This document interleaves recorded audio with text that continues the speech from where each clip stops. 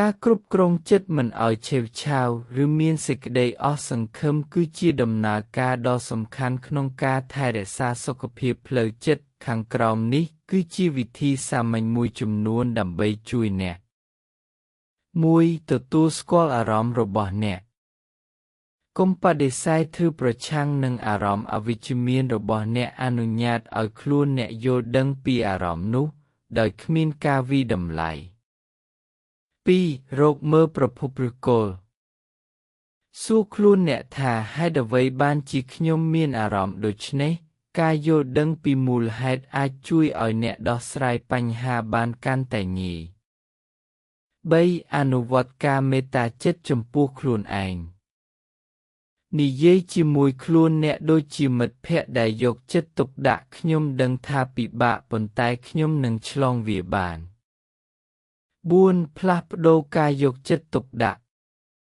ធ្វើអ្វីមួយដែលអ្នកចូលចិត្តដូចជាស្ដាប់តន្ត្រីឬសៀវភៅសំឡេងអានសៀវភៅឬមើលវីដេអូដែលអ្នកចាប់អារម្មណ៍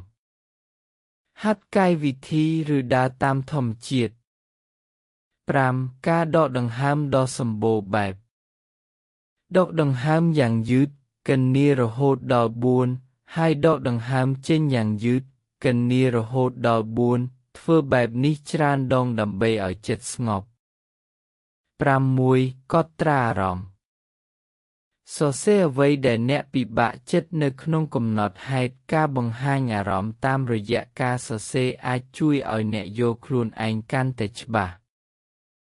7. ការស្វែងរកការគាំទ្រ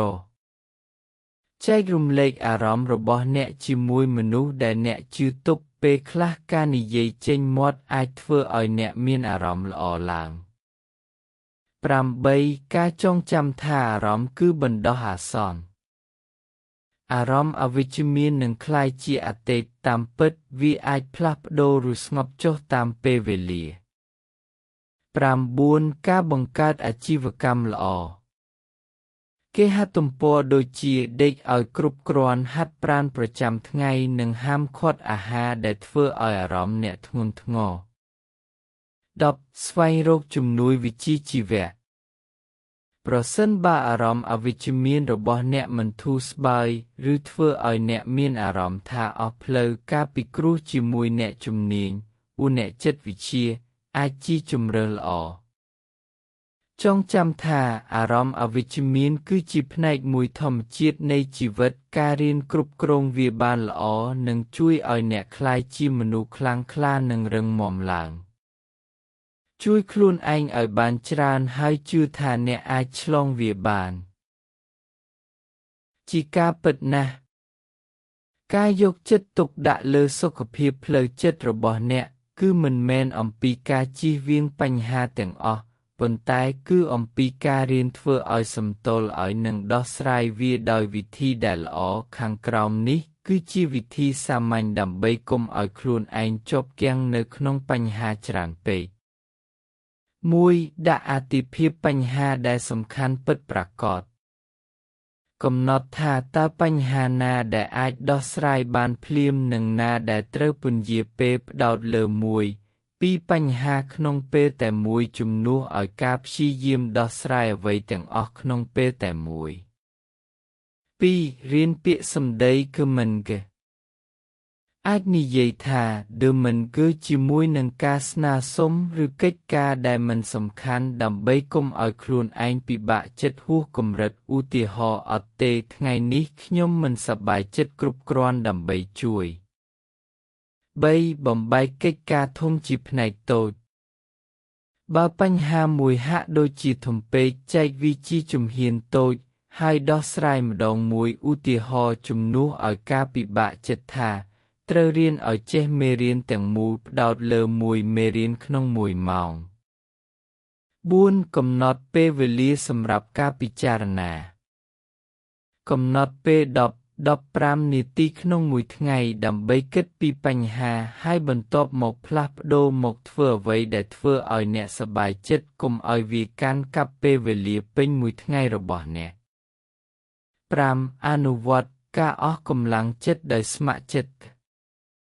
ទទួលស្គាល់ថាអ្នកមិនអាចគ្រប់គ្រងអ្វីទាំងអស់បានទេបណ្ដោះអាសន្នអនុញ្ញាតឲ្យខ្លួនអ្នកលែងលះបញ្ហាដែលមិនស្ថិតក្នុងការគ្រប់គ្រងរបស់អ្នក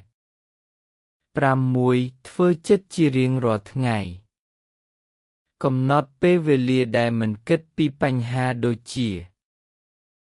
មិនពិនិត្យសារអេឡិចត្រូនិកឬសង្គមក្នុង1 ម៉ោងបន្ទាប់ពីភ្ញាក់ពីគេងការងារសម្រាកដោយគ្មានការរំខានឧគ្រាន់តែដើរឬអង្គុយសម្រាក 7. ជ្រើសរើសការប្រយុទ្ធដែលសមស្របមិនមែនគ្រប់ជម្លោះឬអស្ថិរភាពគឺជារបស់អ្នកទេសួរខ្លួនអ្នកតើវាពិតជាសំខាន់សម្រាប់ខ្ញុំក្នុងរយៈពេល1 ឆ្នាំទៀតទេបើចម្លើយគឺទេអាចវាមិនចាំបាច់ខ្វល់ពេក 8. រកឃើញអ្នកគាំទ្រចែករំលែកបន្ទុកចិត្តជាមួយមនុស្សដែលអ្នកជឿទុកពេលខ្លះការនិយាយចេញមាត់អាចធ្វើឲ្យបញ្ហាហាក់ដូចជាតូចជាងមុន 9. រំលឹកខ្លួនឯងថានេះគ្រាន់តែជាដំណាក់កាលមួយប៉ុណ្ណោះអ្វីដែលកើតឡើងឥឡូវនេះមិនមែននឹងនៅជារៀងរហូតទេអនុញ្ញាតឲ្យខ្លួនអ្នកមានសេរីភាពក្នុងការដើរតាមដំណើរជាមួយនឹងភាពយឺតយ៉ាវ 10. ថែរក្សាសុខភាពរបស់អ្នកជានីតិដំបូង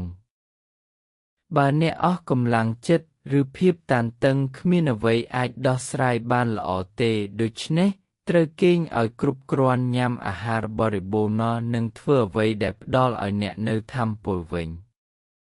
គន្លឹះ